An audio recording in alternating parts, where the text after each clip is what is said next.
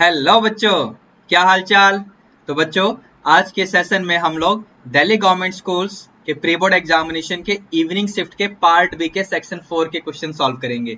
इससे पहले के लेक्चर्स में हम लोग ऑलरेडी पार्ट ए के सेक्शन फर्स्ट सेक्शन सेकंड, जिसमें 1 मार्कर क्वेश्चंस भी होते हैं और केस स्टडी क्वेश्चंस भी होते हैं, ये हमने कर लिया है। और पार्ट बी के सेक्शन थर्ड, जहां पर 2 मार्क्स वाले क्वेश्चंस होते हैं, इतना तो हमने कर लिया है इवनिंग शिफ्ट के पेपर के लिए। अपार्ट फ्रॉम दैट हमने मॉर्निंग शिफ्ट का पूरा पेपर कंप्लीट कर लिया है। इन सभी वीडियोस के लिंक मैं आपको इस वीडियो के डिस्क्रिप्शन बॉक्स में डाल के दे दूंगा और कमेंट भी पिन कर दूंगा। आप पुराने लेक्चर्स भी देख सकते हैं।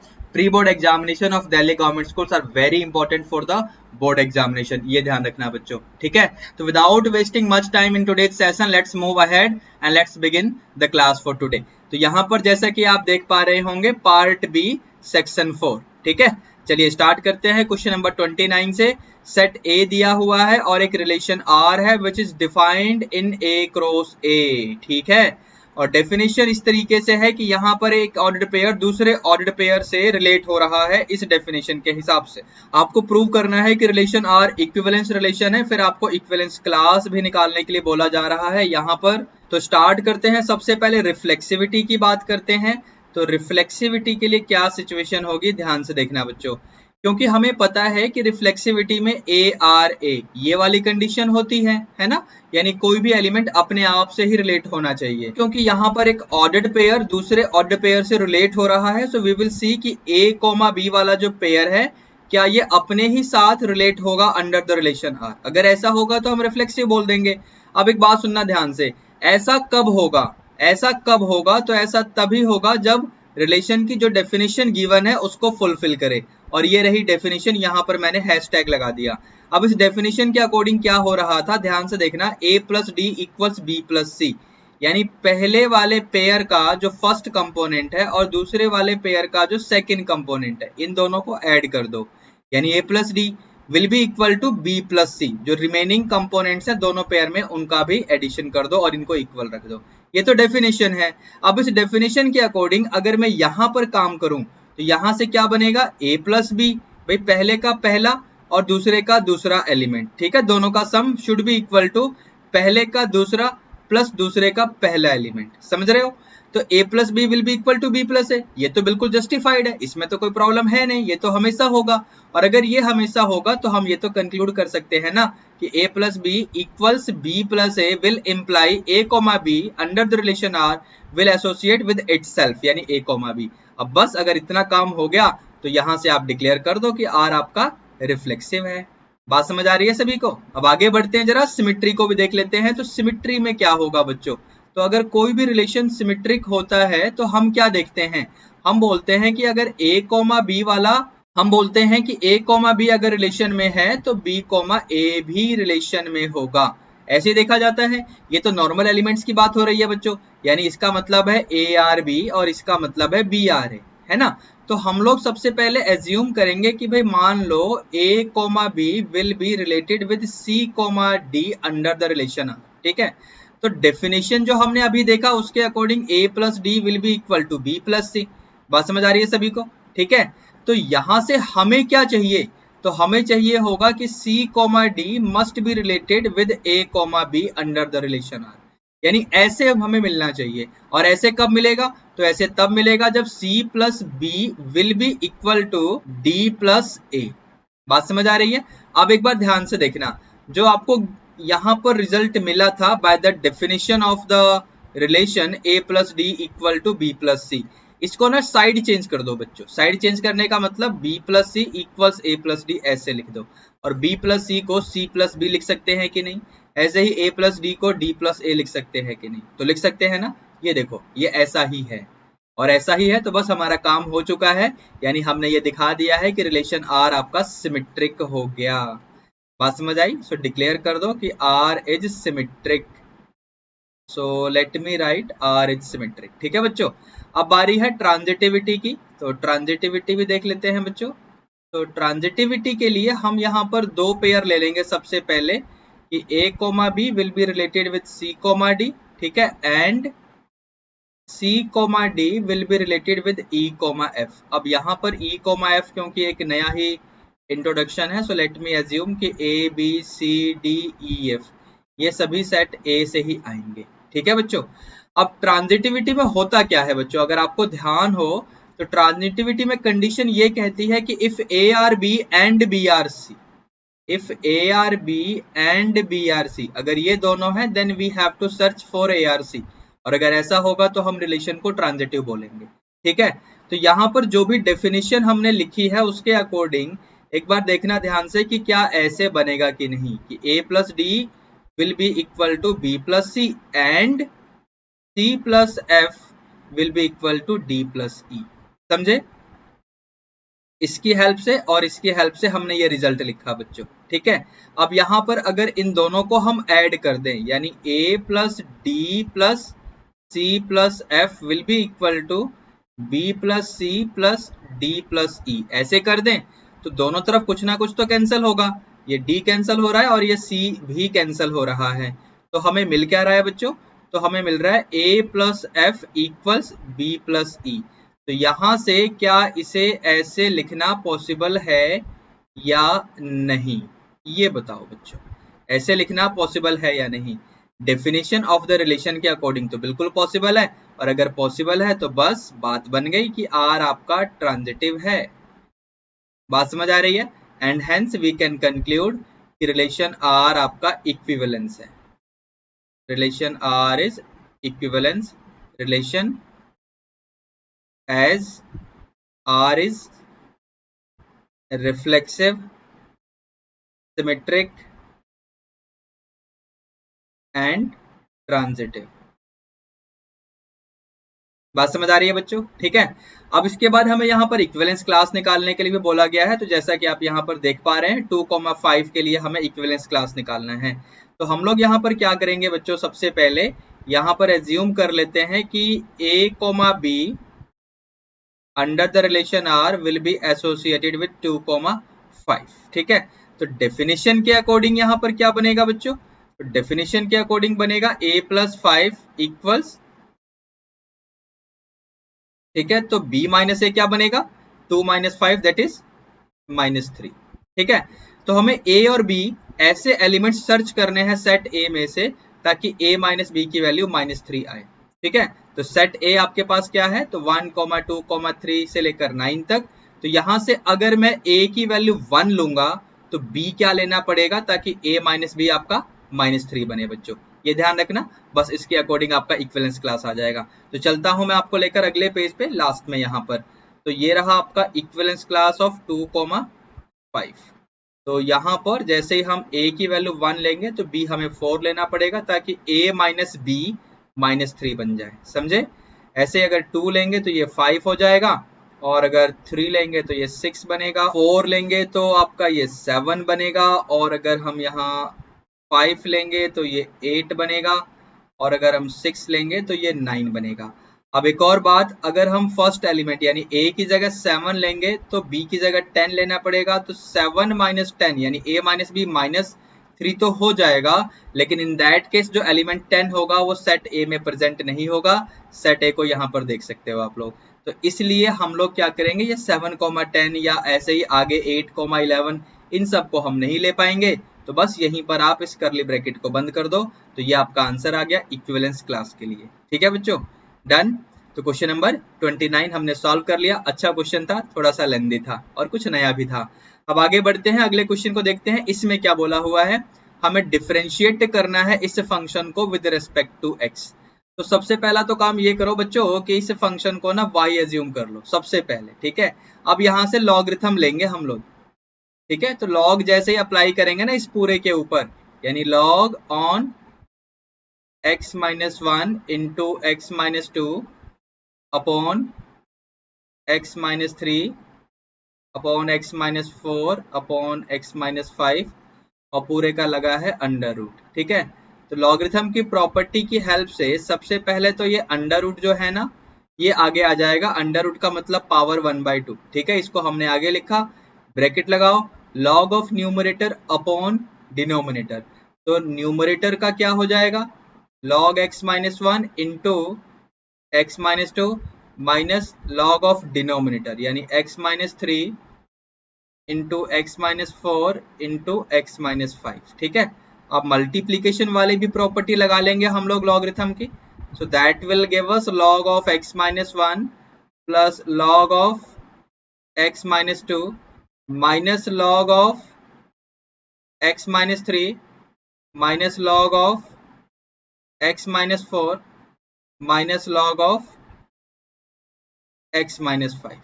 इतनी बात क्लियर है बच्चों? ठीक है, तो बस यहां से आप डेरिवेटिव शुरू करते हैं। log y का 1 अपॉन वाई और y का dy अपॉन dx। RHS में आते हैं तो यहाँ पर बनेगा 1/2। log के लिए 1 अपॉन x माइनस 1 और x माइनस 1 का भी करेंगे तो वो आपका 1 माइनस 0 आ जाएगा। वैसे इसको दिखाने की जरूरत क्या है, छोड़ सकते हो, डायरेक्टली कर सकते हो इसे।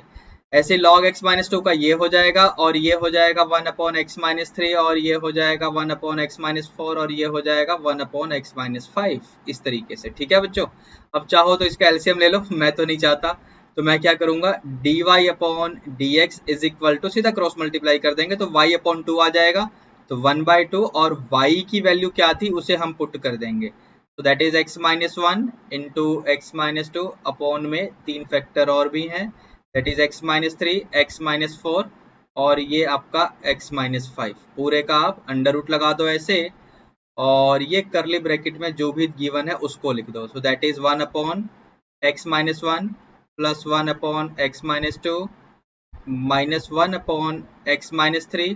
ठीक है बच्चों, उसके बाद minus 1 upon x minus 4 minus 1 upon x minus 5।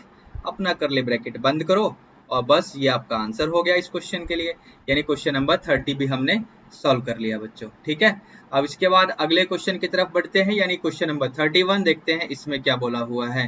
तो क्वेश्चन 31 एक बहुत ही सिंपल सा क्वेश्चन है, प्यारा सा क्वेश्चन है, पढ़ लो, एनसीईआरटी का एग्जाम्पल है ये बेसिकली।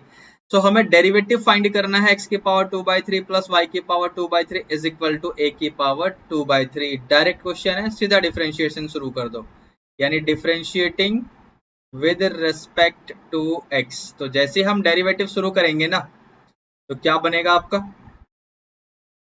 2/3 x की पावर 2/3 माइनस 1 प्लस 2/3 y की power 2/3 minus 1 into dy upon dx और a की पावर 2/3 का डेरिवेटिव 0 हो जाएगा बच्चों। ठीक है, 2/3 पूरे में से कॉमन है, ये बनेगा x की पावर माइनस 1/3 प्लस y की पावर माइनस 1/3 इंटू dy upon dx is equal to 0। क्योंकि हमें dy अपॉन dx निकालना है तो बच्चों, क्योंकि हमें dy अपॉन dx निकालना है तो हम 2/3 को यहाँ पर क्रॉस मल्टीप्लाई करके 0 के साथ खत्म कर देंगे और फिर ब्रैकेट में चीजों को हम शिफ्ट कर देंगे RHS में जो भी जा रहे हैं। तो ये इस तरीके से हो जाएगा और ये इस तरीके से हो जाएगा बच्चों। यहीं पर छोड़ सकते हो या फिर एक काम और भी कर सकते हो। क्या काम करोगे बताओ, ये माइनस 1/3 पावर है ना y का, तो इसको ऊपर ले जाओ तो ये ऐसे हो जाएगा, और x का पावर माइनस 1/3 है ना, उसको नीचे ले आओ तो ये ऐसे हो जाएगा।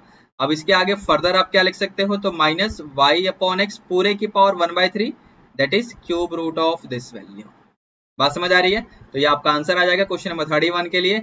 वैसे तो आंसर आप यहाँ पर छोड़ सकते थे यहाँ पर, लेकिन मैंने फर्दर इसको सिंप्लीफाई करके आपके लिए आगे तक कर दिया है। अब आगे बढ़ते हैं, देखते हैं क्वेश्चन नंबर 31 में एक अल्टरनेटिव भी गिवन है जैसा कि आप यहाँ देख रहे होंगे। तो यहाँ पर क्या करना है कि हमें y की वैल्यू गिवन है साइन इनवर्स x और हमें ये प्रूव करना है बच्चों। तो क्या करेंगे हम लोग कि y equals sine inverse x। ठीक है, अपना डेरिवेटिव शुरू करो आप लोग। तो y का dy अपॉन dx और साइन इनवर्स का देखो इस तरीके से आ जाएगा 1 minus X square under root के अंदर। ठीक है ना, डिनोमिनेटर में हमने कर दिया।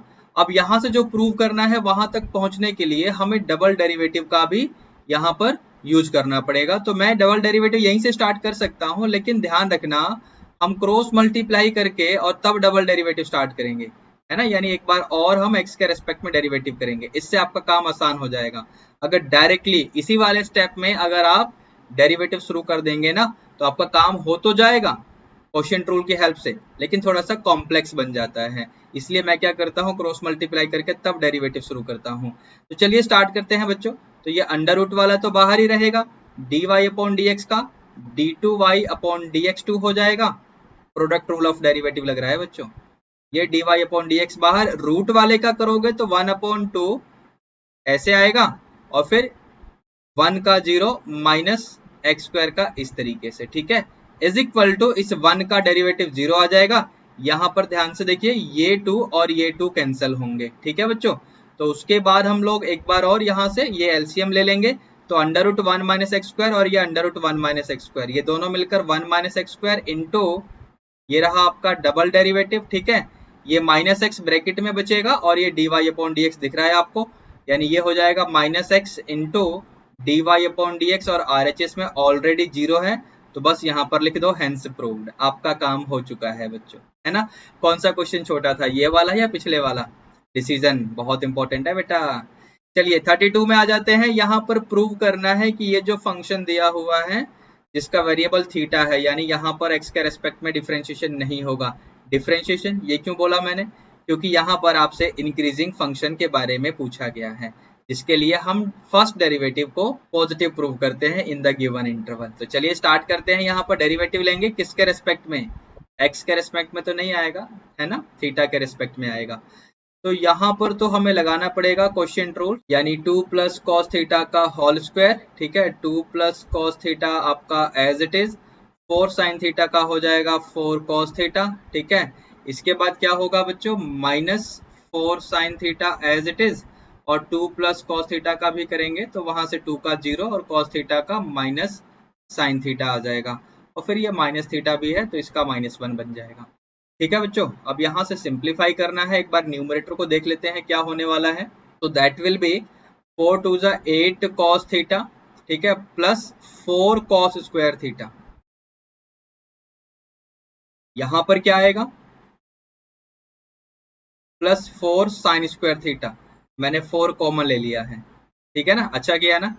और डिनोमिनेटर में 2 प्लस कॉस थीटा का होल स्क्वायर और ये -1, इसे मत भूलना, ठीक है। तो अभी ये वाला जो ब्रैकेट मैंने लगाया ना, यानी कॉमन लेने का रीजन ये था कि ये ब्रैकेट वाला 1 हो जाएगा।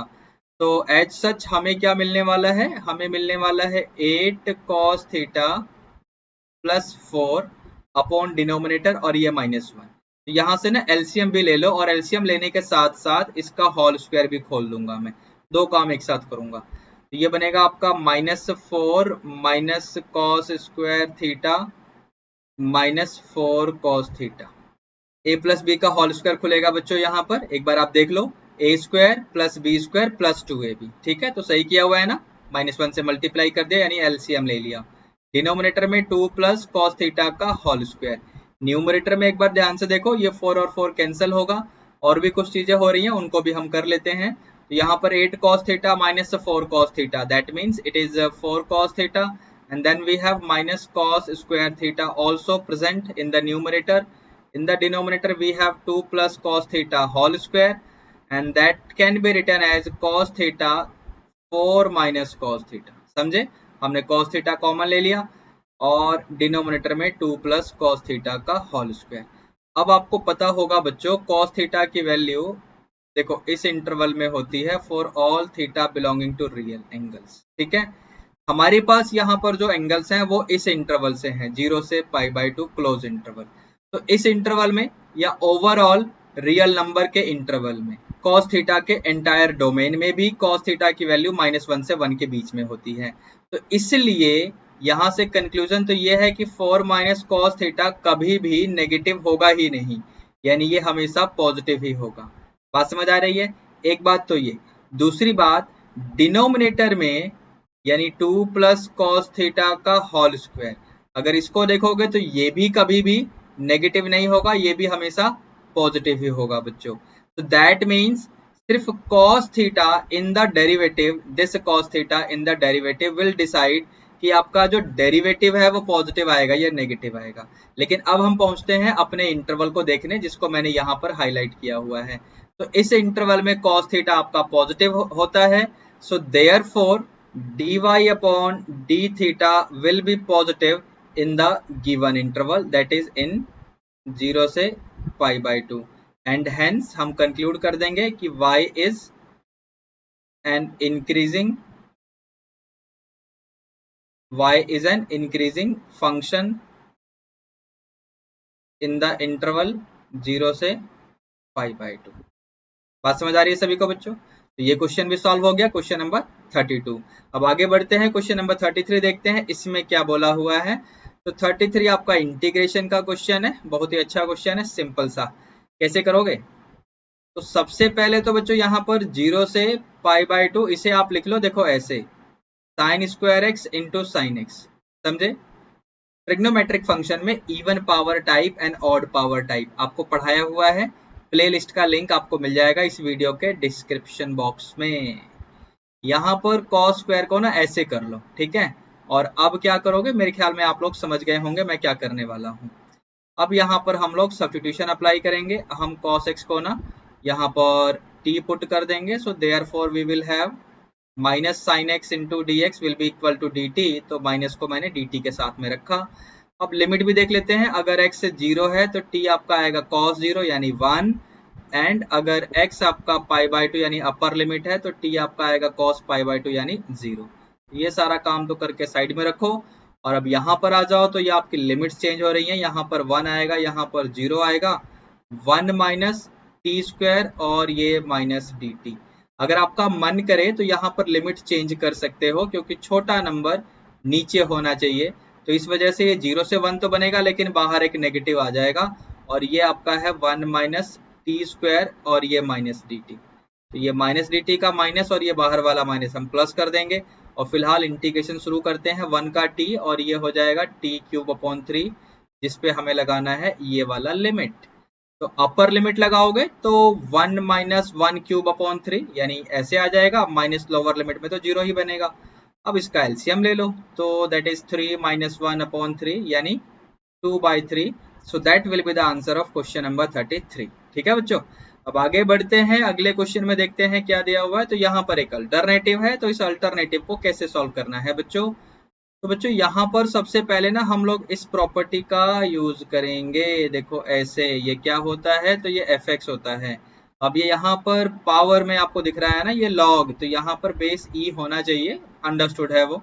तो इसकी हेल्प से जो मैंने अभी आपको साइड में सिखाया, we will write it x³/x⁴ + 1 dx। ठीक है, और बस यहाँ से ये बन गया बहुत ही सिंपल सा क्वेश्चन, यानी हम पूरे डिनोमिनेटर को t पुट कर देंगे। तो यहाँ से बनेगा 4x³ dx इक्वल्स dt। तो that will give us x³ dx is equal to dt/4। तो यहाँ से आपका बन जाएगा 1/4, बाहर कर दो ये dt और ये t। तो ये क्या बनेगा 1/4 ln of t plus constant, तो दैट इज 1/4 ln लिखो या log on the base of e लिखो, है ना। और t का मतलब क्या है, तो x⁴ + 1 प्लस में कांस्टेंट ऑफ इंटीग्रेशन तो है ही। बस ये इस क्वेश्चन का भी आंसर हो गया बच्चों।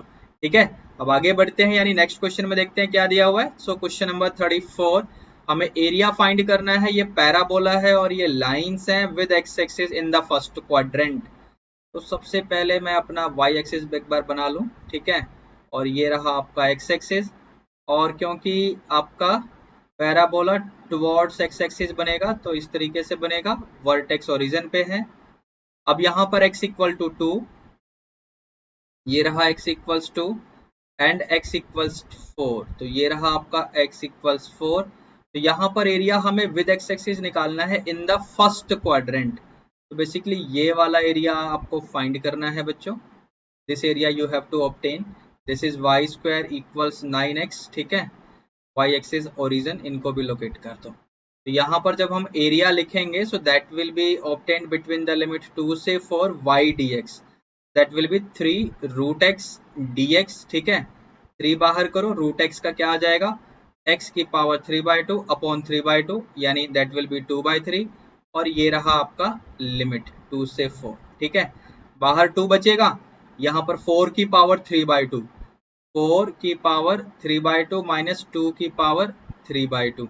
तो क्या बनेगा बच्चों, तो 4⁵3/2 का मतलब क्या हुआ, दैट विल बी 8, 4⁵½ ऐसे कर लो, तो ये 2⁵3 यानी 8 बन जाएगा। समझे, ऐसे ही 2⁵3/2 को हम लोग लिख सकते हैं 2 × √2, so that will B only 2⁵3/2। ठीक है, so let me right it like this. ठीक है, पूरे में से आपका 2 कॉमन है तो कॉमन ले सकते हो, बाहर 2 पहले से ही है तो 4 बन जाएगा। यहाँ से 2 कॉमन लिया है मैंने, तो 4 - √2 इस तरीके से। So that will be the answer of this question. Units square area है तो लिखना मत भूलना, या स्क्वायर यूनिट्स लिख दो, एक ही बात है। तो ये क्वेश्चन भी सॉल्व हो गया बच्चों। अब आगे बढ़ते हैं, क्वेश्चन नंबर 35 देखते हैं। तो 35 में हमें जनरल सॉल्यूशन निकालना है इस डिफरेंशियल इक्वेशन का, तो किस तरीके से होगा?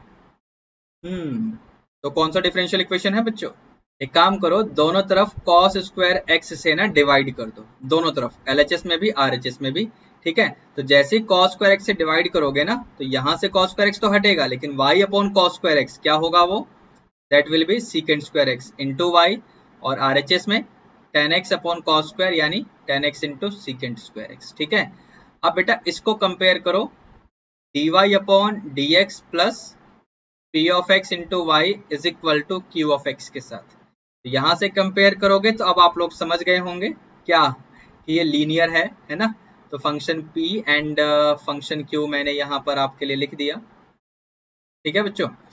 अब इसके बाद यहाँ से हम लोग निकालेंगे इंटीग्रेशन फैक्टर, यानी e की पावर में p का हम इंटीग्रेशन लेते हैं, that is secant square x dx हो जाएगा, दैट विल बी e की पावर 10x, ठीक है बच्चों। यहाँ से आपका सॉल्यूशन शुरू हो जाएगा। तो solution will be given as y into integration factor, मैं फॉर्मूला जानबूझ के नहीं लिख रहा हूँ, is equal to integration factor into जो फंक्शन q था उसे लेंगे हम, यानी 10x into secant square x, ठीक है। और ये dx प्लस c तो ऑलरेडी है बच्चों। तो यहाँ पर अब हमें RHS वाले का इंटीग्रेशन करना है, तो इसके लिए मैं क्या करूंगा, 10x को हम t मान लेंगे बच्चों, ठीक है। 10x को जैसे ही t मानोगे तो ये क्या देगा आपको, secant square x dx, now that will be equal to dt। तो ये हमने किया है फॉर RHS, ये ध्यान रखना। तो इस वजह से ये क्या बनेगा, y इंटू ई की power 10x is equal to E की पावर t, और secant स्क्वायर dx क्या बन रहा था, तो dt बन रहा था, और ये 10x की जगह आपने t तो ऑलरेडी लिया हुआ है। तो ये इस तरीके से। अब यहाँ से क्या लगेगा, तो यहाँ से लगेगा इंटीग्रेशन बाय पार्ट्स। तो इसके लिए मैं क्या करूंगा, e की पावर t को बाहर करना है या t को बाहर करना है, तो t को बाहर कर दो, आइलेट फॉलो कर लो। e की पावर t का इंटीग्रेशन होगा माइनस, यहाँ पर हमें डेरिवेटिव लेना पड़ेगा, so D by D T of t यानी first function into integration of second function, और इस पूरे का इंटीग्रेशन प्लस कांस्टेंट, ठीक है बच्चों। तो ये तो हो जाएगा t ई टी माइनस, यहाँ पर क्या बनेगा, तो ये 1 into E T D T plus C, ठीक है। बात क्लियर है। अब नेक्स्ट पेज पे आपको लेके आता हूं मैं। तो नेक्स्ट पेज मीन्स यहाँ पर आप आ जाओ, that is y into E की power 10x is equal to क्या आया था बच्चों, so this was t into E की पावर t माइनस ई की पावर t का इंटीग्रेशन, यानी ई की पावर t प्लस c, ठीक है। क्लियर है। एक बार देख लो यहाँ पर आप लास्ट में T E T minus E T आ जाएगा, so T E T minus E T, यहाँ से ई की पावर टी कॉमन ले लेंगे, और टी का मतलब 10x था उसे भी डाल देंगे, तो अंदर बचेगा t माइनस 1, टी यानी 10x माइनस 1, प्लस में कांस्टेंट ऑफ इंटीग्रेशन, यहीं पर भी छोड़ सकते हो, है ना, अगर जनरल सॉल्यूशन पूछे तो, या फिर e की पावर 10x को फिलहाल यहाँ से हटा दो। तो इस वजह से हमें फाइनली देखो ऐसे मिलने वाला है, दोनों तरफ e की पावर 10x से ना डिवाइड कर रहा हूँ, तो देखो हमें इस तरीके से मिल जाएगा। तो बस बच्चों ये इस क्वेश्चन का आंसर आ गया, जैसा कि आप यहाँ पर देख पा रहे होंगे आपसे जनरल सॉल्यूशन पूछा गया था, ठीक है बच्चों। तो बस बच्चों इसी के साथ हम लोगों ने पार्ट बी के सेक्शन 4 के क्वेश्चंस यानी 3 मार्क्स के क्वेश्चंस का भी सॉल्यूशन कर लिया। अब इसके अगले लेक्चर में हम लोग पार्ट बी के नेक्स्ट सेक्शन का यानी 5 नंबर वाले क्वेश्चंस का भी सॉल्यूशन कर लेंगे। तो बच्चों इन सभी वीडियोस के रेगुलर अपडेट्स आपको मिलती रहे, इसके लिए आप इस चैनल को सब्सक्राइब कर लीजिए, इस वीडियो को लाइक कर देना और अपने सभी क्लासमेट्स के साथ शेयर भी कर देना। तो चलिए बच्चों अब मिलते हैं नेक्स्ट लेक्चर में, तब तक के लिए be good, take care, all the best, thank you.